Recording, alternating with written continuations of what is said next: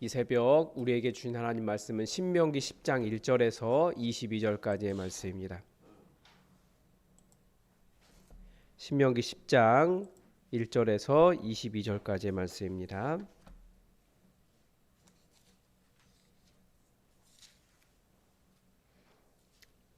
우리 하나님의 말씀을 다 함께 받들어 읽겠습니다. 그때 여호와께서 내게 이르시기를 너는 처음과 같은 두 돌판을 다듬어 가지고 산에 올라 내게로 나아오고 또 나무 궤 하나를 만들라.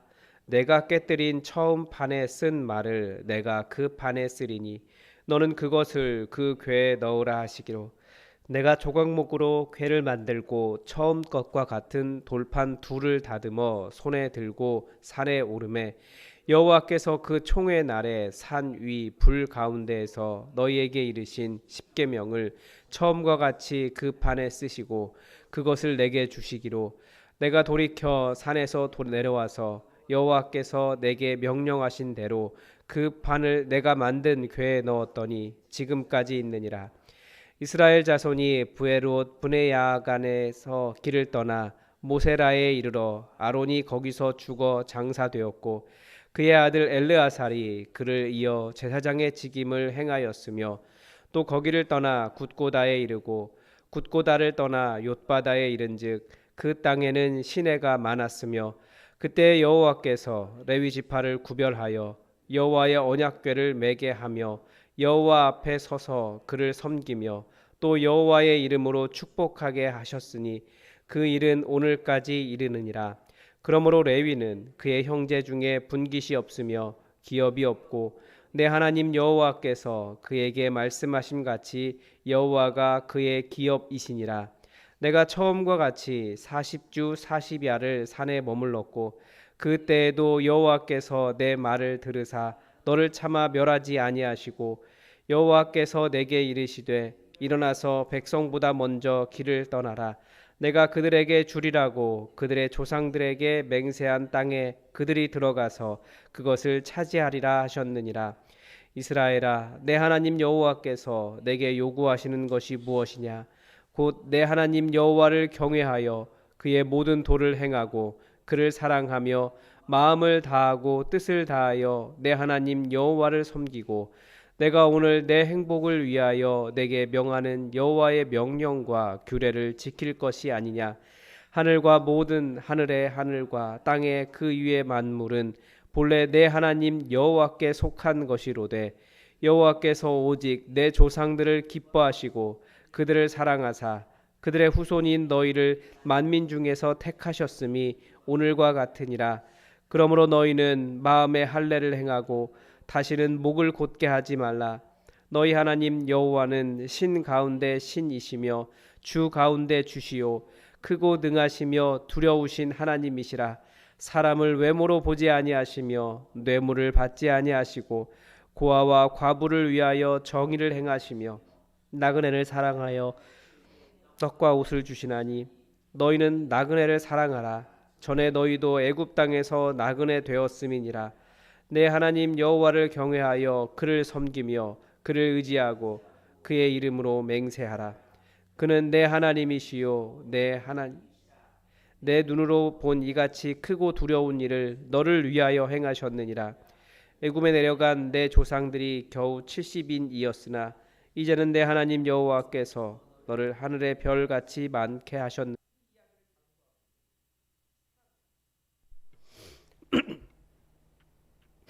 이 모세 12절에서 모세는 수사적으로 질문을 합니다. 답을 다 아는 것을 질문하고 있어요. 이스라엘아, 내 하나님 여호와께서 내게 요구하시는 것이 무엇이냐? 이스라엘은 이제 이 질문에 대답을 할 수 있어야 했습니다. 그 대답이 무엇입니까? 12절과 13절에 보면 내 하나님 여호와를 경외하고 그의 모든 도를 행하고 그를 사랑하며 마음을 다하고 뜻을 다해 내 하나님 여호와를 섬기는 것입니다. 하나님께서 원하시는 것은 무엇일까요? 좀 극단적으로 이야기하면 사랑하는 마음이다. 이렇게 얘기할 수 있어요. 아마 우리는 부부 관계에서도 이런 것을 많이 느끼실 겁니다. 부부가 한 이불 아래 누워 있는데 서로 다른 사람을 사랑한다고 해보십시오. 그게 말이 됩니까? 근데 요즘 기사나 뭐 드라마나 뭐 이런 것들을 보면 그런 부부가 많이 있는 것 같아요. 그러면 한 이불 안에 누워 있어도 부부라는 이름을 가졌어도 부부가 아닌 겁니다. 그 둘 사이에 진실함이라고 할까요? 사랑이라는 것이 없기 때문입니다. 하나님도 우리에게 요구하시는 것이 바로 그것입니다. 규정을 지킨다고 해서 하나님의 백성이라고 이스라엘 나라 안에 들어와 있다고 해서 자기 피가 히브리인이라고 해서 그래서 그 사람이 하나님의 백성이라고 말할 수 없다라는 거예요. 이미 이 이스라엘 백성들도 시내산에서 언약을 한번 했습니다. 우리가 여호와만을 섬기겠습니다. 여호와의 명령을 지키겠습니다. 다 서약했지만 그래서 허다한 애굽에서 출애굽한 나온 허다한 잡족 남장만 60만 명이 다 하나님의 백성이라고 생각을 했지만 그들의 삶은 하나님의 백성이 아니었어요. 그 차이가 무엇이냐? 모세는 하나님을 사랑함의 차이라고 이야기하는 겁니다.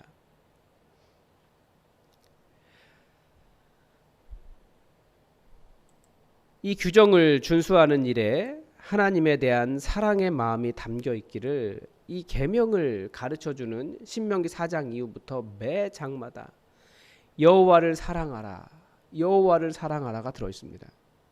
사랑하면 당연히 계명을 따릅니다. 그러나 계명을 따른다고 해서 하나님을 사랑하는 것은 아니라는 것을 분별할 수 있어야 한다라는 거죠. 그렇지 않으면 우상 숭배하러 가는 거예요. 자기 탐욕 위해서 가는 겁니다. 특히 오늘 본문은 이 정서적인 부분, 이 마음의 부분을 특히 강조하고 있다고 볼 수 있습니다. 12절에 이스라엘아 내 하나님 여호와께서 내게 요구하시는 것이 무엇이냐? 여기에 대한 답이 첫 번째가 내 하나님 여호와를 경외하는 것입니다. 경외라는 것은 하나님을 두려워하는 마음을 갖는 거거든요. 그의 모든 도를 행하고 그의 도를 행한다. 이것도 그의 모든 길로 걷는다라는 뜻입니다. 그의 모든 길이라고 하는 것을 규정에 대한 철저한 준수 이렇게도 볼 수 있지만 그 마음을 넘어서 하나님께서 원하시는 그 일을 하는 진심을 의미합니다. 그를 사랑하며 마음을 다하고 뜻을 다하여 내 하나님 여호와를 섬기라. 그러니까 위선과 외식을 조금도 용납하지 않으십니다. 눈가림도 안 되고 행동만으로도 안 됩니다. 16절에서도 마음의 할례를 행하고 다시는 목을 곧게 하지 말라고 하셨습니다. 그러니까 하나님께 대한 진심, 이 진실함이 없으면 겉으로 하는 모든 것은 다 헛것, 외식이라는 것을 이미 가르쳐주고 있습니다. 갈라디아서는 율법을 뭐라고 말합니까? 모든 율법은 이웃 사랑하기를 내 자신같이 하라 하신 말씀에서 이루어졌다라고 가르쳐줍니다. 율법은 사랑이에요. 율법에는 하나님과 사람에 대한 사랑으로 가득 채워져 있습니다. 그래서 오늘 본문의 뒷부분에 보면 연약한 사람들 사랑하는 방법이 나와요.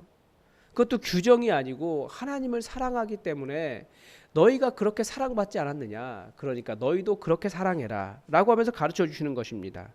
고아와 과부를 사랑하고 뇌물 받고 틀린 말 하지 말고 판결을 바르게 하고 나그네를 사랑해서 실제로 제가 나그네 사랑합니다. 그게 전부가 아니고 나그네를 사랑하면 그에게 떡도 주고 먹을 것도 주고 잠도 재워주고 실질적으로 그렇게 하라는 거예요. 고아와 과부를 위하여 정의를 행하라. 이거 하나님께서 하시는 일인데 우리가 하는 거죠. 우리도 동일하게 하는 거예요. 하나님을 경외하고 사랑하니까.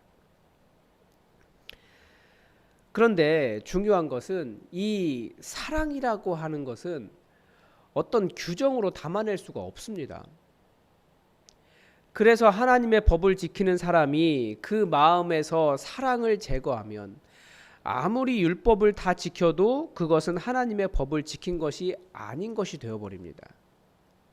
그 표현이 17절이에요. 사람을 외모로 보지 않으시고 뇌물을 받지 아니하신다. 하나님이. 외모를 보는 사람은 규정을 지킬 때 율법을 준수했다 하겠지만 외적인 것으로 속지 않으시는 그 속사람을 보시는 하나님은 그 마음 중심이 얼마나 진실한 사랑으로 하나님을 섬기고 있는지를 그것을 보시는 겁니다. 하나님은. 예수님은 그래서 신약 성경 예수님은 그 이야기하고 계신 거예요. 규정의 준수보다 그 속마음, 그 속사람을 더 높이 평가하셨습니다. 규정을 비록 지킬 수 없는 상황에 있는 사람도 있다라는 거예요. 그래도 그 마음에 무엇이 들어있는가 이것을 더 많이 보셨고요. 물론 모두 다 결국은 율법을 준수하는 쪽으로 가셨지만 그래도 그 마음에 하나님을 대한 사랑이 있는가 이것을 먼저 보신 거고 예수님이 그렇게 사랑하셨어요. 인간은 사람의 마음을 볼 수 없습니다. 그래서 외적인 것을 높이 평가합니다. 그러나 하나님은 인간의 마음을 보실 수 있기 때문에 외적인 것보다 그 마음을 평가하십니다.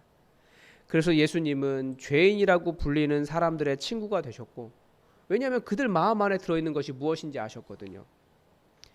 이방인들에게도 복음을 전하셨고, 유대인 법에 의하면 이방인들과 말을 섞는 것도 불가능했어요. 그것도 여자와 사마리아 여인에게. 그런데 그 사람, 그 사마리아 여인, 가늠한 여인, 그 여인 구원하시려고 요한복음 4장은 길게 기록하고 있잖아요. 누구에게도 그렇게 복음 전하려고 길게 성경에 대해서 기록한 사람이 없어요. 유대인들은 개라고 불렀던 사람들에게 가셔서 그 사람의 딸을 치료하셨습니다. 유대인들의 규정에 의하면 불가능한 것, 그 마음을 아셨기 때문에 예수님은 사랑하셨기 때문에 그들에게 가셨습니다. 병자들의 몸에 손을 대셨습니다.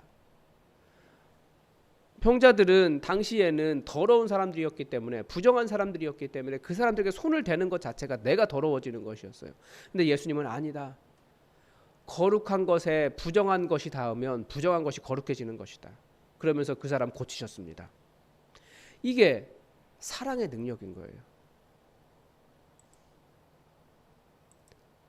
결국은 안식일에 사람을 치료했다고 해서 율법을 어기는 자라는 정죄를 받고 십자가 위에서 죽으셨습니다. 예수님의 사랑의 크기를 사랑이 없는 자들은 도저히 헤아릴 수 없었던 겁니다. 물론 바리새인들도 사랑한 것이 있습니다. 성경이 바리새인들이 무엇을 사랑했는지 가르쳐줍니다. 그 사람들은 돈을 사랑했습니다. 율법을 빙자해서 하나님을 사랑한다라고, 우리가 하나님을 사랑하니까 이렇게 율법을 지키지 않느냐라고 말했지만 그 사람들의 사랑은 따로 있었다라는 거죠. 하나님을 빙자했지만 결국 그들의 목적은 돈이었습니다. 결국 남겨진 게 돈이잖아요, 그들에게. 여러분, 하나님을 제대로 사랑하지 않으면 다른 것들이 우리 마음을 차지할 수 있습니다. 동시에 다른 것을 사랑하면 하나님을 사랑할 공간 자체가 없습니다, 마음속에. 여러분, 우리 하나님 여호와께서 우리에게 요구하시는 것은 무엇입니까? 하나님을 두려워하고 그분의 길을 걸으며 하나님을 사랑하며 마음을 다하여 뜻을 다하여 우리 하나님 여호와만을 섬기는 것입니다. 그 방법이 무엇입니까? 여러 가지 규정이라고 되어 있지만 오늘 본문은 그런 규정들을 이야기하지 않아요. 마음에 할례를 행하고 목을 굳게 하지 말아라. 그냥 겸손하라 라는 뜻이고, 그리고 하나님이 가장 크고 두려우신 분이심을 알고 중심을 하나님께 드리는 삶을 살아라. 고아와 과부를 위해서 정의를 행하라. 그들은 도울 사람들이 없으니까. 나그네에게 먹을 것을 주고 재워줘라. 그리고 하나님을 섬기고 그분을 의지하고 그분의 이름으로 살아라. 그분을 예배하는 삶을 살아가라. 그분께 기도하라. 이런 것입니다. 여러분, 이것을 기억하시고 정말 여러분의 마음을, 여러분의 중심을 하나님께 드리고 하나님을 사랑하며 살아가시는 여러분 되시기 바랍니다. 오늘도 하나님의 뜻이 우리에게 이루어지기를 주기도문으로 기도하겠습니다. 하늘에 계신 우리 아버지, 아버지의 이름을 거룩하게 하시며 아버지의 나라가 오게 하시며 아버지의 뜻이 하늘에서와 같이 땅에서도 이루어지게 하소서. 오늘 우리에게 일용할 양식을 주시고 우리가 우리에게 잘못한 사람을 용서하여 준 것 같이 우리 죄를 용서하여 주시고 우리를 시험에 빠지지 않게 하시고 악에서 구하소서. 나라와 권능과 영광이 영원히 아버지의 것입니다. 아멘. 여러분, 우리 다 함께 우리의 중심을 돌아보고 우리의 중심을 정말 하나님을 사랑하는, 우리의 중심에 하나님을 사랑하는 마음 두고 하나님을 깊이 사랑하는 삶이 되게 해달라고 기도합시다. 그리고 우리 교회 1월 27일 이번 주 토요일에 있을 전도 강의를 위해서도 여러분 함께 기도해 주시고, 우리 교회가 복음 전하는 교회로 체질이 변화될 수 있도록 여러분 함께 기도해 주시기 바랍니다. 또 오늘도 눈이 오고 있는데 우리 성도들 중에 밖에서 일하시는 분들 많이 계십니다. 안에서 일하시든지 오고 가는 길 안전하고 이 추운 날 평안하게 하나님의 자기 주어진 일을 잘 감당할 수 있도록 여러분 지켜달라고 또 성도들을 위해서도 함께 중보해 주시기 바랍니다. 다 함께 기도하겠습니다.